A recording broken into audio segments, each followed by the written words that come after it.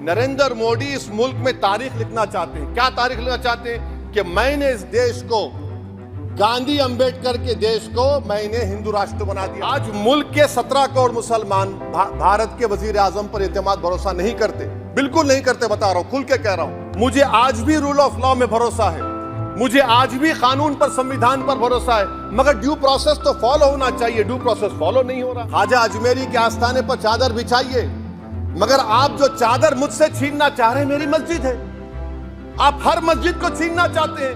आप, मैं बड़ी जिम्मेदारी के साथ कह रहा हूं कि मैं अपने बचपने में जब हिस्ट्री पढ़ता था तो मैंने एक स्टैचू की फोटो देखी थी, प्रीस्ट किंग ऑफ मोहनजोदारो।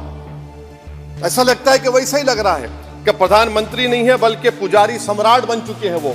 और मैं क्यों कह रहा हूं कि हमारे सदर जमहूरिया ने कहा था कि 22 जनवरी एक तारीखी दिन है, बिल्कुल तारीखी दिन है।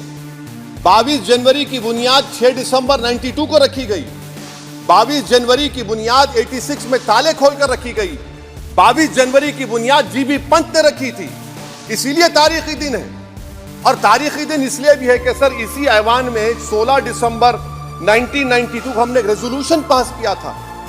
आप बताइए कि आज इस मुल्क में चाहे कोई सेकुलर पार्टी का हो या जो भी हो, वाले सब सेकुलर है, बुरा मैं हूं, किसी में हिम्मत नहीं है कि 6 दिसंबर की बात की जाए। और वो तारीखी दिन इसलिए भी है सर, इंसाफ करने वालों में एक एनसीएलटी के चेयरमैन, एक गवर्नर और एक नामजद शुदा रुकने पार्लियामेंट बैठे हुए थे। अब आप बताइए मेरे पास बचा क्या है? बचा यह है कि आर्टिकल 32 बचा है, जिसको बाबा साहब अम्बेडकर ने दिया। आज मुल्क के 17 करोड़ मुसलमान भारत के वजीर आजम पर एतमाद भरोसा नहीं करते, बिल्कुल नहीं करते। बता रहा हूं, खुल के कह रहा हूं। अगर आप आर्टिकल 32 का ड्यू प्रोसेस ही खत्म कर देंगे तो फिर मेरे पास क्या बचेगा सर? क्या बचेगा? मैं तो यहां खड़े होकर वो सुप्रीम कोर्ट के मायानाज बेबाक वकील दुष्यंत दवे की तरह तो नहीं कह सकता। मुझे आज भी रूल ऑफ लॉ में भरोसा है, मुझे आज भी कानून पर, संविधान पर भरोसा है, मगर ड्यू प्रोसेस तो फॉलो होना चाहिए। ड्यू प्रोसेस फॉलो नहीं हो रहा। एक तारीखी दिन 22 जनवरी था, एक तारीखी दिन 31 जनवरी था। सर, रात के अंधेरे में अपील किए बगैर आप आरे लेकर रास्ता खोल देते हैं। क्या पैगाम दे रहे हैं सर? 600 साल की मेहरौली की मस्जिद को बगैर को नोटिस दिए आपने डिमोलिश कर दिया। मैं जिम्मेदारी के साथ कह रहा हूं कि भारत के प्रधानमंत्री और उनकी सरकार भारत के मुसलमानों से उनकी शनाख्त को छीनना चाहते हैं। ख्वाजा अजमेरी के आस्थाने पर चादर बिछाइए, मगर आप जो चादर मुझसे छीनना चाह रहे हैं, मेरी मस्जिद है, आप हर मस्जिद को छीनना चाहते हैं। आप बताइए 17 करोड़ मुसलमानों को क्या पैगाम दे रहे हैं आप कि आप हर मस्जिद को छीन लेंगे मुझसे? फिर मेरा वजूद किस माने रखता है? मेरा शनाख्त क्या माने रखता है? रूल ऑफ लॉ क्या माने? अच्छा, 1991 के प्लेसेस ऑफ वर्शिप एक्ट पर क्यों नहीं बोलते आप लोग? आप उस पर कायम है नहीं है। आप 500 साल की बात करते, मैं आपसे कहता हूं भाई 500 साल पे मत जाइए, बौद्ध पे जाइए, जैनिज्म पे जाइए, शैविज्म पे जाइए, कहां रुकेंगे? अरे इस देश को आजादी मिली 47 में, संविधान मिला हमको बाबा साहब अम्बेडकर का, बराबरी का। उससे पहले तो राजा रजवाड़े थे, जमहूरियत नहीं थी, लोकतंत्र नहीं था, मगर आप उसको उस बारे में लेके जाते। अरे 500 साल आगे क्या होगा बताइए? आप किसी एक सिविलाइजेशन, सर अंग्रेजी में किसी ने कहा था, civilization can not be rewritten by hatred, history can not be corrected by demolition.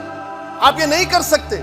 और मैं उम्मीद करता हूं कि जब मौर्रिख तारीख लिखेगा, नरेंद्र मोदी इस मुल्क में तारीख लिखना चाहते हैं। क्या तारीख लिखना चाहते हैं? कि मैंने इस देश को, गांधी अंबेडकर के देश को मैंने हिंदू राष्ट्र बना दिया।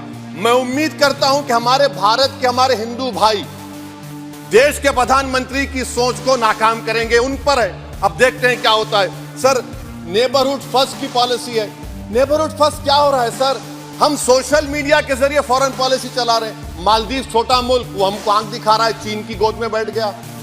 हमारे लद्दाख में हमारे जो लोग जानवर को लेकर घास चराए जाते, वहां पर चीन की आर्मी आके रोक रही। बताइए, बांग्लादेश चीन की गोद में बैठा हुआ है। आप गैलेंट्री अवार्ड दे रहे हैं, क्यों दे रहे हैं? कि चीन बैठा हुआ है। तो आपका बफर जोन गया कहां भाई साहब? आपका बफर जोन तो कहां गया नहीं मालूम, गायब हो गया बफर जोन। और दूसरी बात सर, आप ये भी देख लीजिए कि यहां पर मैं आपको इंपॉर्टेंट पॉइंट बताना चाह रहा हूं सर। ये हम बोलते हैं India middle east economic corridor, कितना पैसा है बताइए? वो नहीं बताया जाता। अच्छा सर, सबसे तकलीफ दे बात मेरे लिए है कि भारत ने यूनेस्को का इलेक्शन पाकिस्तान से हार गया। हम पाकिस्तान से हार गए। यह आपकी फॉरेन पॉलिसी है। यूनेस्को का इलेक्शन हम पाकिस्तान से हार गए। अच्छा, मामला इजराइल का, फलस्तीन का, गाजा का आया। अक्टूबर में 10,000 लोग मर गए, हमने यूएन में सीज फायर की तायीद नहीं की। दिसंबर आया, 20,000 मर गए, तो हमने तायीद कर दी। क्यों तायीद की? क्योंकि ग्लोबल साउथ को हमको फॉलो करना पड़ रहा। भारत ग्लोबल साउथ को फॉलो कर रहे, मेरे तकलीफ दे बात है। यह आपकी नाकामी का बहुत बड़ा सबूत है। इसीलिए हम बता रहे हैं कि यह सरकार की बहुत से नाकाम। अलीगढ़ मुस्लिम यूनिवर्सिटी, आखिरी पॉइंट, अलीगढ़ मुस्लिम यूनिवर्सिटी। सर, आप उत्तर प्रदेश से आते हैं। सर, 81 में एक्ट पास हुआ। हमारा लॉ ऑफिसर कोर्ट में कहता है कि मैं पार्लियामेंट के एक्ट को नहीं मानता। कैसे नहीं मानते सर?